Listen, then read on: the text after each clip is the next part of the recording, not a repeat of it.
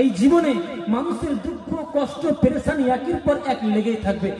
আর আপনি যার ব্যাপারে মনে করছেন যে ওই লোকটি খুব সুখে আছে, শান্তিতে আছে, আরাম আয়েশে ভোগ বিলাস করছে, জি না, ভালো করে খবর নিয়ে দেখেন সে আপনার চাইতেও বেশি অশান্তিতে রয়েছে।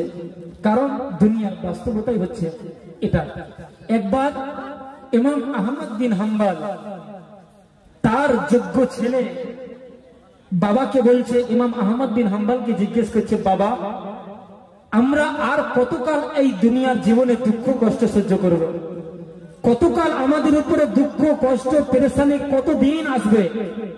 তখন তার বাবা তাকে কি জবাব দিচ্ছে, রে আমার আদরের সন্তান, যখন আমরা মারা যাব, মৃত্যুর পর যখন আল্লাহ আমাদেরকে আবার জীবিত করবে, আমরা যখন ফুলসিরাত পার হয়ে যখন আমরা জান্নাতের ভিতরে যখন প্রথম পা ফেলব, তখন আমাদের কাছে আর দুঃখ কষ্ট কিছুই থাকবে না।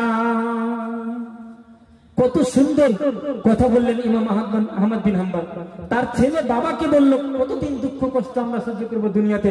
কিন্তু বাবা বলল, রে আমার আদরের সন্তান, যেদিন আমরা মৃত্যুবরণ করব, যেদিন আমরা মৃত্যুবরণ করে ফুলসিরাত পার হয়ে জান্নাতের দরজাতে যখন প্রথম পা ফেলবো, তখন আমাদের কাছে দুঃখ কষ্ট আর কিছুই থাকবে না, সব সেই দিন শেষ হয়ে যাবে, কিছুই থাকবে না।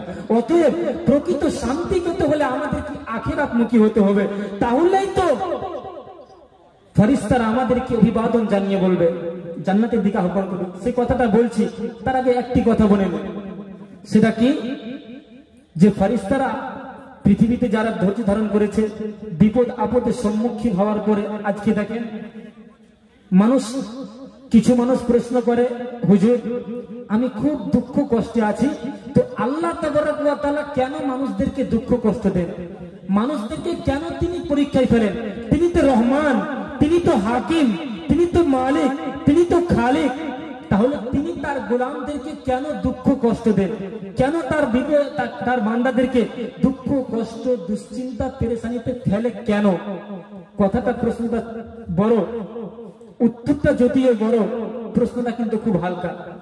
তো আল্লাহ তাবারক ওয়া তাআলা কেন তার গোলামদেরকে দুঃখ কষ্ট পেরেশানি দিচ্ছে? কারণ দুনিয়াতে আমরা যেন এসে আল্লাহ তাবারক ওয়া তাআলাকে যেন আমরা একেবারে ভুলে না যাই।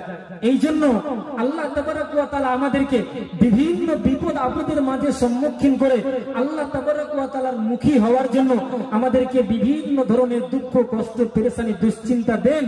আর আপনার কাছে যে এই দুঃখ কষ্ট বালা মুসিবত আসে, আপনার সম্মান কমে যায় না, বরং আপনার সম্মান আরো বেড়ে যায়। এমনকি যারা ঋণে জর্জরিত হয়ে কঠিন অভাবের ভিতরে দিন অতিবাহিত করছে, যারা প্রবাস জীবনে হালাল উপার্জনের জন্য অক্লান্ত পরিশ্রম করছে, যাদের চিন্তা ভাবনা মন মস্তিষ্ক রুজি উপার্জনের জন্য ছেলে মেয়ের জন্য অক্লান্ত পরিশ্রম করছে, আবার যাদের চাকরি হচ্ছে না বলে দুশ্চিন্তার মধ্যে শিকার হয়ে আছে, যে যেখানে হালাল উপার্জনের জন্য যত দুঃখ কষ্ট পেরেশানি দুশ্চিন্তা আসুক না কেন, এই দুশ্চিন্তার মধ্য দিয়ে আল্লাহ তাবারক ওয়া তাআলা আমাদের গুনাহ সমূহকে মোচন করিয়ে দিচ্ছেন। কেমন?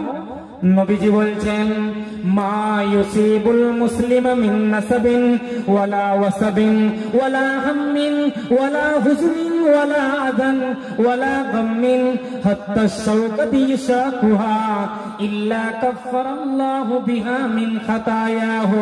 পৃথিবীতে যে বান্দার যত দুঃখ কষ্ট পেরেশানি আসুক না কেন, যে কোনো মুসলিম ব্যক্তির উপর কষ্ট ক্লেশ রোগ ব্যাধি উদ্বিগ্ন উৎকণ্ঠা দুশ্চিন্তা পেরেশানি আসুক না কেন, এমনকি বিশ্ব নবী বলছেন, হাত্তা শাওকাতি ইয়াশাকুহা, কোন মুসলিমের পায়ে যদি একটি কাঁটাও যদি বেঁধে যায়, ইল্লা কাফফারাল্লাহু বিহা মিন খাতায়াহু, এই ক্ষুদ্র থেকে ক্ষুদ্র বিপদগুলোর মাঝে আল্লাহ তাবারক ওয়া তাআলা তার গোলামদের গুনাহ সমূহকে মাফ করে দেয়। তাহলে